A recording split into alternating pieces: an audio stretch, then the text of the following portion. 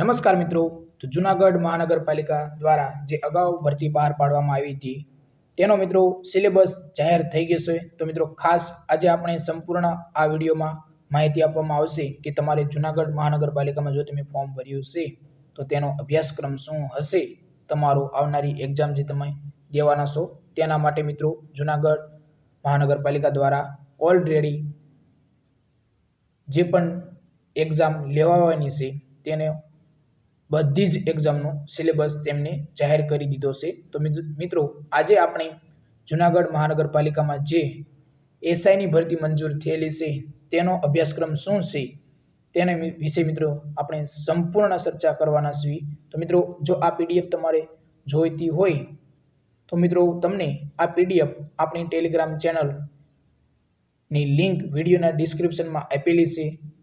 ત્યાં જઈને તમે મિત્રો ટેલિગ્રામ ચેનલમાંથી તમે આ પીડીએફ મેળવી શકો છો. બધી જ આમાં જૂનાગઢ મહાનગરપાલિકા દ્વારા જે ભરતી બધી જ બહાર પાડવામાં આવી છે તે બધી જ ભરતીનો સિલેબસ આપણે ટેલિગ્રામ ચેનલમાં ઓલરેડી પીડીએફ મૂકેલી છે.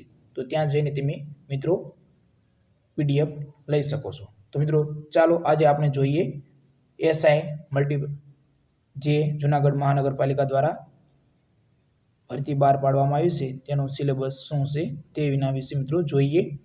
તો મિત્રો સેનેટરી ઇન્સ્પેક્ટર કમ વોર્ડ ઓફિસર વર્ગ 3 મિત્રો, તો વર્ગ 3માં સેનેટરી ઇન્સ્પેક્ટરનો સમાવેશ થશે. તો મિત્રો ગુજરાતી વ્યાકરણ અને ગુજરાતી ભાષા ધોરણ 10 સ્તરનું મિત્રો આવું ચોખ્ખું તમને ઉલ્લેખ કરવામાં આવ્યો છે કે ધોરણ 10 સ્તરનું તમારે પૂછાશે ગુજરાતી ભાષા અને ગુજરાતી વ્યાકરણ.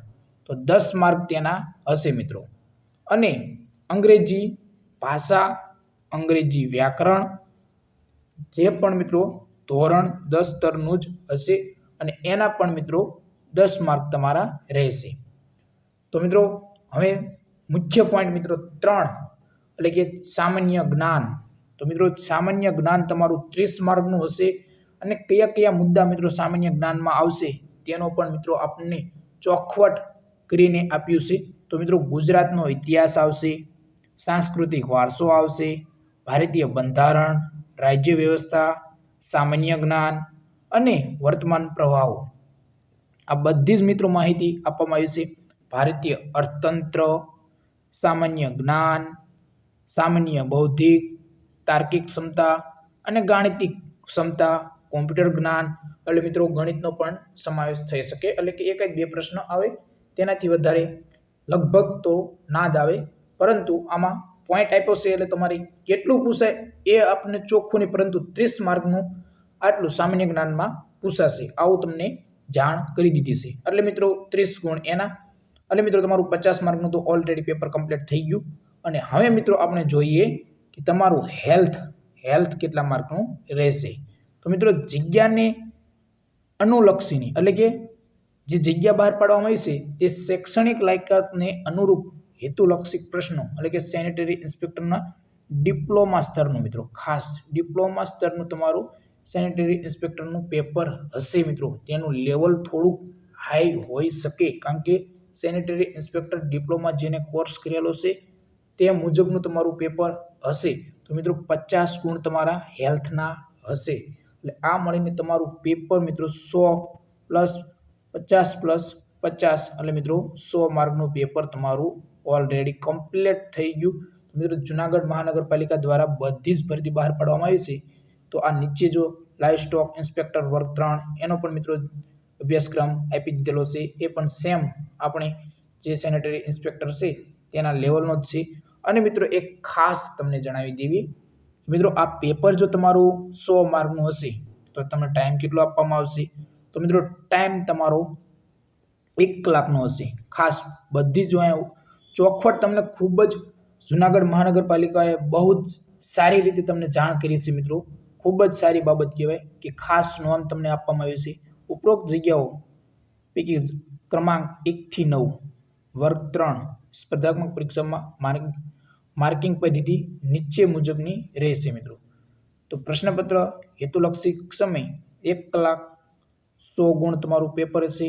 કુલ પ્રશ્નો મિત્રો 100 ગુણના હશે અને પ્રત્યેક સાચા જવાબ દીઠ મિત્રો તમને મળવાપાત્ર ગુણ 1 થશે મિત્રો. આવી તમને મિત્રો ચોખવટ તમને જાણ કરવામાં આવી છે.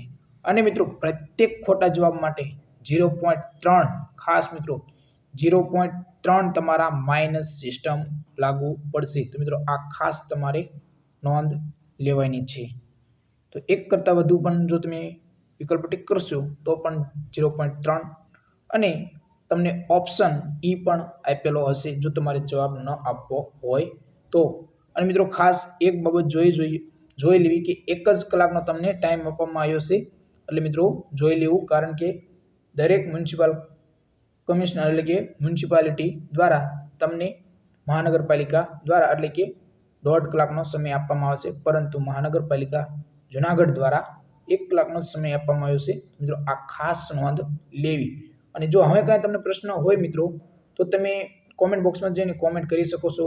આપણે વિડીયોના ડિસ્ક્રિપ્શનમાં મિત્રો ટેલિગ્રામ ચેનલની લિંક આપેલી છે. જો તમારે આ PDF મેળવી હોય તો મિત્રો ટેલિગ્રામ ચેનલમાં મળી જશે. બધી જ ભરતી એટલે કે જુનાગઢની બધી જ ભરતી જે બહાર પાડવામાં આવી છે અલગ અલગ વિભાગની, તો મિત્રો બધી જ ભરતીનો અભ્યાસક્રમ તમને મળી જશે. તો ખાસ આ PDF તમારે જો લેવી હોય તો ટેલિગ્રામ ચેનલમાં મળી જશે. અને હવે કોઈ પ્રશ્ન હોય તો કોમેન્ટ બોક્સમાં જઈને તમે કોમેન્ટ કરી શકો છો. તો જય હિન્દ મિત્રો.